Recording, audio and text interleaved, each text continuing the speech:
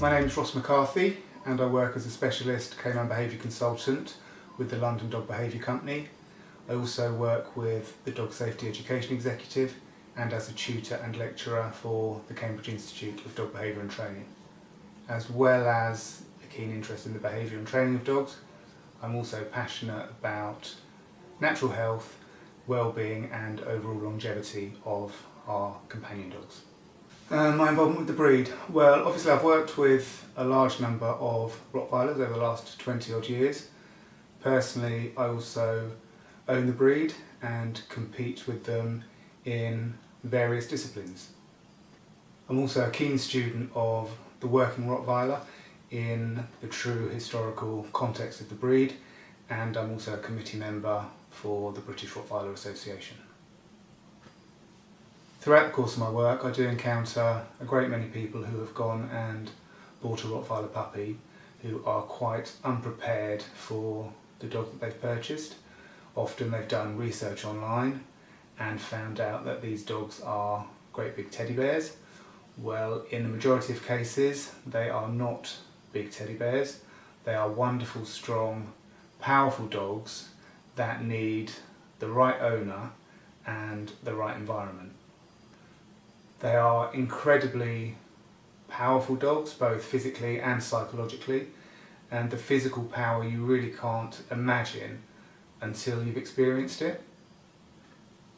As a Rottweiler owner, sometimes you have to be as strong and confident as the dogs themselves, so that may be telling your friends or visitors to the home to leave your dogs alone when the dogs have had enough. Lots of the breed don't like people being too in their face or in their space, and it can be very difficult. I find it hard with my own personality type, and particularly as a dog trainer, people expect that they can do whatever they want to do with your dogs, and with Rottweilers that's not the case. So sometimes you have to tell people to, stop roughhousing with your dogs. You can see in the dog's appearance that they're becoming uncomfortable and that people are overstepping the mark, and therefore you have to step in before your dogs do. The majority of my own Rottweilers have completed their bronze, silver and gold Good Citizen awards. They're also working trials dogs, completing their companion dog excellent and utility dog qualifications. I also have achieved various tracking and nose work qualifications with the dogs with the UK Tracking Dog Association and such like. They've also completed their temperament assessments, which the breed clubs run, including the British Rottweiler Association, and they've been graded excellent under 3 independent assessors. In 2012 I qualified Companion Dog Excellent with a Rottweiler, coming first out of 26 competitors, mostly working German Shepherds and Border Collies, so I was very proud of that indeed. My Rottweilers also accompany me to work. We do school visits, so they educate children on how to behave and how to stay safe around dogs. We also do lots of work with people that are fearful and phobic of dogs, for example social workers, and other people really that have to enter homes as a part of their daily work. So for example Royal Mail or people working for various housing associations, delivery drivers and such like. As a dog trainer and enthusiast, I've naturally owned a vast array of dog breeds. Many German Shepherds, Old English Sheepdogs. I've also lived with Great Danes, Chihuahuas, Jack Russell, Pomeranian, a whole array of breeds really. But I discovered the Rottweiler about 20 years ago in 2000. I completed a course with the British Institute of Professional Dog Trainers, and on that course there were a number of Rottweilers, and they all looked very healthy, strong dogs, and that really is where my interest started. I continued with the breed due to the first Rottweiler that I owned. That was from Chris and Norma at Handbar. He was just a lovely, social, friendly dog, very nice to train and to work with, but equally a formidable guard and protection dog. And once you've had a dog like that, once you've had a symbiotic relationship with a dog, then naturally you want to repeat that. Socialisation with all breeds is really important, but particularly when you own large guarding breeds such as the Rottweiler, then socialisation really has to be carefully considered. and it's not a case of the more the merrier, so loads of engagement with people, loads of engagement with other dogs. It really has to be breed and individual specific.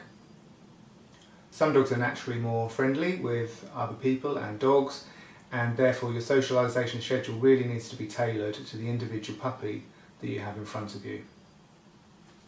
Obedience training is really important. I believe that all dogs need obedience training, like all children need to go to school. It's the same thing. Not many people bother with that. However, when you do have a Rottweiler, obedience training really is not optional. You cannot have a large, powerful dog that does not respond to your commands. Personally speaking, I live in London, and therefore I walk my dogs in public parks, the royal parks, and busy areas of town. Many people say that the Rottweiler is easy to train. I'm not quite sure that's true. They are very quick to learn, but equally they have very strong natural drives to do what they want to do. So you really should seek the help of a professional dog trainer or attend a training class if you don't have the experience to start training the dog yourself. The Rottweiler is a breed that many people believe is the bigger the better. They're quite happy to tell you their dog's weight, and they're quite proud to have obese dogs, it seems. The breed is no different to any other in that regard. You should be able to feel the dog's ribs, perhaps see them when they're on the move. Having a big obese dog is not good for health, it's not good for their joints. There are cancers that can beset the breed, such as osteosarcoma for example, and therefore having a big heavy dog is not good for health and longevity. I mean, my own male Rottweilers are between say 43 to 46 kilos. They're quite big dogs, but they're active, they get plenty of exercise and the correct nutrition. So nutrition, of course, is really important for all of us, and I believe that a natural species appropriate diet is the very best that we can do for the dog. So a natural raw food diet, of which there are many commercial products on the market, or with some research you can of course make your own. Of course, for health and longevity, the more natural the diet, the better it is. The dogs tend to do very well on this food. They smell far less than some dogs, their feces are much nicer to pick up in the park, and they have natural engagement working for their food, so they're much happier, more content dogs. I know that Chris and Norma have already spoken about health and testing earlier on in this film.